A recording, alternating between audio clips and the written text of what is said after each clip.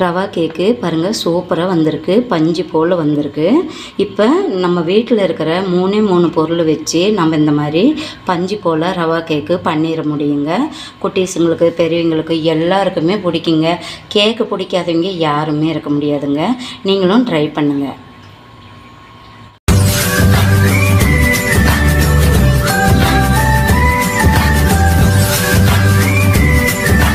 Welcome Vasundhara Tamil channel. Hi friends, எல்லாருமே எப்படி இருக்கிறீங்க? இன்றைக்கி ரவை கேக்கு எப்படி பண்ணுறதுன்னு பண்ணி கேட்ட போகிறேங்க. வாங்க வீடியோக்குள்ளே போகலாம். வீடியோக்குள்ளே போகிறதுக்கு முன்னாடி சப்ஸ்கிரைப் பண்ணிக்கோங்க.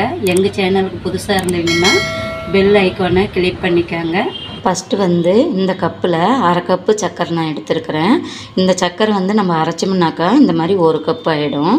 இது தனியாக எடுத்து வச்சுருக்குறோம். இப்போ இந்த கிரீன் இலாச்சி 2 எடுத்துருக்கிறேன். ரவை பாருங்கள் இந்த மாதிரி குண்டாக இருந்துச்சுன்னா கொஞ்சம் மிக்சியில் போட்டு இந்த கிரீன் இலாச்சியும் மிக்சியில் போட்டு நம்ம கொஞ்சம் லைட்டாக அரைச்சிக்கிடலாம். நைஸாக அரைக்க வேண்டாம். லைட்டாக கொஞ்சம் பிஞ்சளவு உப்பு சேர்த்து அரைச்சிடலாம். ரவையும் அரைச்சிட்டு வந்தாச்சுங்க. பாருங்கள் இந்தளவுக்கு அரைச்சா போதும், ரொம்ப நைஸாக அரைக்கலை. இப்போ இந்த கப்லேயே போட்டு வச்சிடலாம். 1 கப் அளவுக்கு இருக்குது. 1 கப்பு சர்க்கரை. முட்டை இல்லாத கேக் பண்ணுறதுக்கு பாருங்கள் காப்பி பவுட்ரு இப்படி 1.25 ஸ்பூன் அளவுக்கு நான் எடுத்துக்கிறேன். நான் நெஸ்காப்பி எடுத்திருக்கேன். நீங்கள் புரூ காப்பி வேணாலும் காப்பி பவுட்ரு மொத்தத்தில் வேணும், எந்த காப்பியாக இருந்தாலும் பரவாயில்ல. இப்போ இதில் பாருங்கள் காய்ச்சி ஆற வச்ச பால் கொஞ்சமாக ஊற்றி நல்லா இப்படி மிக்ஸ் பண்ணிக்கோங்க. நல்லா மிக்ஸ் பண்ணி நல்லா கலந்து விடணும்.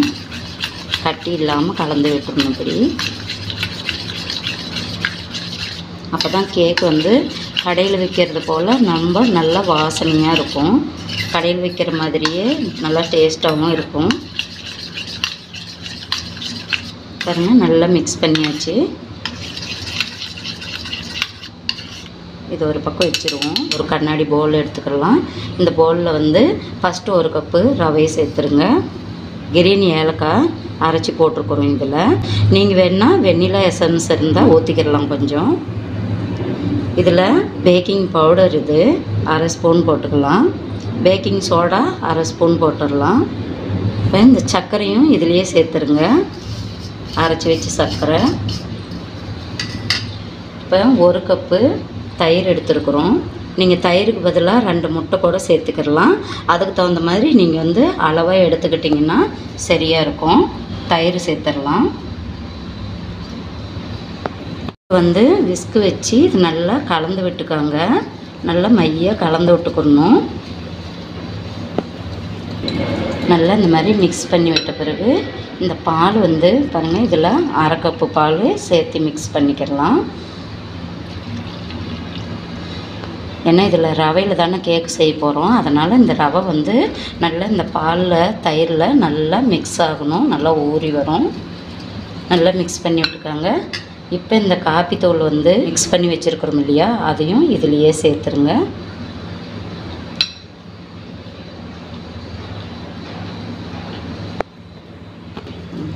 நல்லா இப்படி நல்லா மிக்ஸ் பண்ணிக்கணும்.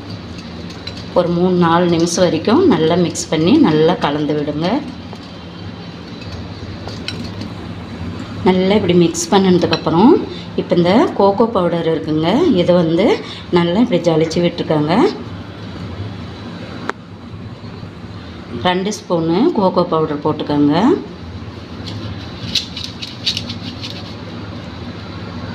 இது ஜலிச்சு விட்டு நம்ம மிக்ஸ் பண்ணோம்னா தான் நல்லா மிக்ஸ் ஆகும். நல்லா இப்படி கலந்து விட்டுக்காங்க. இப்போ நல்லா கலந்து தான் விடணும். நல்லா மிக்ஸ் பண்ணிக்கிறணும். இந்த ஓரங்களில் இருக்கிறதெல்லாம் இப்படி மிக்ஸ் பண்ணிக்காங்க.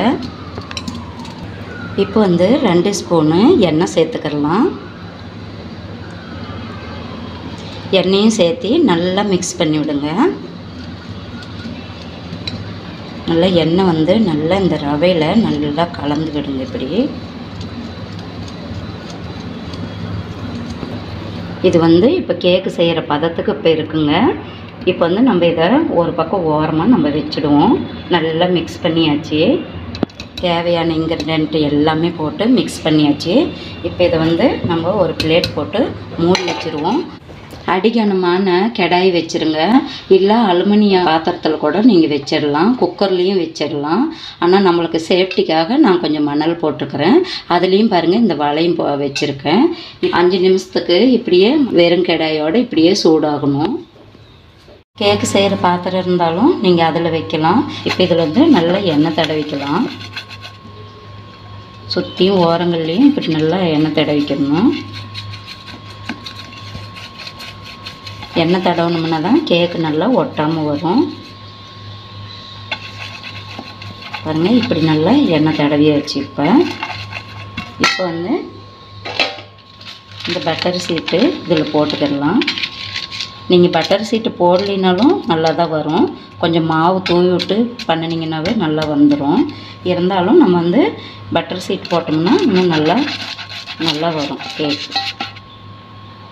இப்படி நல்லா எண்ணெய் பூசிக்கணும். இந்த மாதிரி நல்லா தடவி விட்டுருங்க. பூசியாச்சு. இப்போ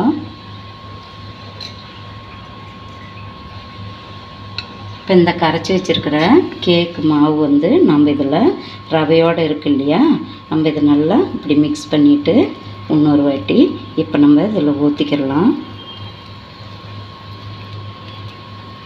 பாருங்கள் இந்த மாதிரி ஊற்றிக்கிறோங்க.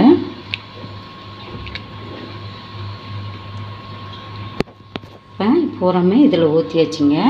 ஊற்றின பிறகு இது நல்லா இப்படி குலுக்கி விடுங்க. இந்த மாதிரி இதில் பூரா பபிள்ஸ் இருக்கிறதெல்லாம் அடங்கிடும். இது இந்த மாதிரி பண்ணுங்கள். இப்படி இந்த பாதாம் வந்து ஊற போட்டு வச்சுருந்தேன். இது வந்து நல்லா இப்படி கொஞ்சமாக ஊற போட்டு இந்த மாதிரி எடுத்துக்காங்க. அது மேலே வந்து நம்ம தூவி விடுறதுக்கு வேணும். ஒரு 1/2 hour ஊறினாவே இதனுடைய தோலெல்லாம் நீக்கிட்டு நம்ம அதில் சிறுசாக கட் பண்ணி போடணும். இதே மாதிரியே இந்த பாதாம் பூரா உரிச்சிக்கிடலாம். பாதாம் தோல் நீக்கியாச்சு. பூரா தோல் நீக்கிட்டு சிறுசாக இப்படி கட் பண்ணிக்கோங்க. இப்போ வந்து நம்ம இந்த ஊற்றி வச்சுருக்கிறோம் இல்லையா கேக் பண்ணுறதுக்கு ரவை கலவை, அதில் வந்து நம்ம இப்படி சேர்த்துடணும். இந்த மாதிரி போட்டுக்கோங்க. இப்படி ஓரங்களில் நடுவாண்ட இந்த மாதிரி போட்டுக்கோங்க. இது எல்லாமே போட்டாச்சு. இப்போ வந்து நம்ம கேஸ்குள்ளே வைக்கலாம். கடாய்க்குள்ளே வச்சிடலாம். 5 நிமிஷம் நல்லா சூடாயிடுச்சுங்க. இப்போ நம்ம எடுத்துட்டு இப்போ இது வந்து பார்த்து நிதானமாக இப்படி இறக்கி வச்சிடலாம். இப்படி வச்சுட்டு மூடி போட்டு மூடிடுங்க. இவ்வளோ நேரம் வந்து நல்லா வேகமாக அடுப்பு எரிஞ்சிக்கிட்டு இருந்தது. ஹை ஸ்டீமில் இருந்தது. இப்போ வந்து ஸ்டீம் வந்து குறைச்சி தான் வைக்கணும். லோ ஸ்டீமில் தான் வைக்கணும். ஒரு 35 நிமிஷம் இது நல்லா கேக் வந்து நல்லா குக் ஆகணும். 35 நிமிஷம் ஆகிடுச்சுங்க. நம்ம கேக் வந்து ரெடி ஆகிடுச்சான்னு பார்க்கலாம். ஒரு கத்தி வச்சு நம்ம வந்து இந்த மாதிரி இப்படி விட்டு பார்த்தோம்னா பாருங்கள் ஒட்டாமல் வருது. பார்த்திங்களா, கத்தியில் கொஞ்சம் கூட ஒட்டவே இல்லை. நம்ம கேக்கு வந்து ரவா கேக்கு ரெடி ஆகிடுச்சு. இப்போ நம்ம கேஸ் ஆஃப் பண்ணிடலாம். இது வந்து ஒரு 20 நிமிஷம் நல்லா ஆறட்டும். ஃபேன் காற்றுல நல்லா ஆறணும். பிளேட்டில் வந்து இந்த கேக்கு நல்லா ஆறிடுச்சு. இப்படி பிடிச்சி இந்த மாதிரி கமுத்திக்காங்க. இப்படி தட்டி விடுங்க. பாருங்கள் அது பாட்டில் வந்துடும். பார்த்திங்களா, கேக் வந்து நல்லா வந்திருக்கு. இப்போ இந்த பேப்பர் வந்து நம்ம இது எடுத்துடலாம். இந்த பட்டர் சீட் வந்து இந்த மாதிரி ஆறி போயிடுச்சுன்னா இது தன்னால் வந்துடும். இப்படி எடுத்துருங்க. பாருங்கள் நல்லா கேக் நல்லா சாஃப்டாக வந்திருக்கு. பாருங்கள் நல்லா சாஃப்டாக இருக்குது. பஞ்சு மாதிரி இருக்குது. இப்போ நம்ம இந்த பிளேட்டை இப்படி வச்சு கமுத்தி இப்படி பண்ணிக்கோங்க. இப்போ நேராக ஆகிடும்.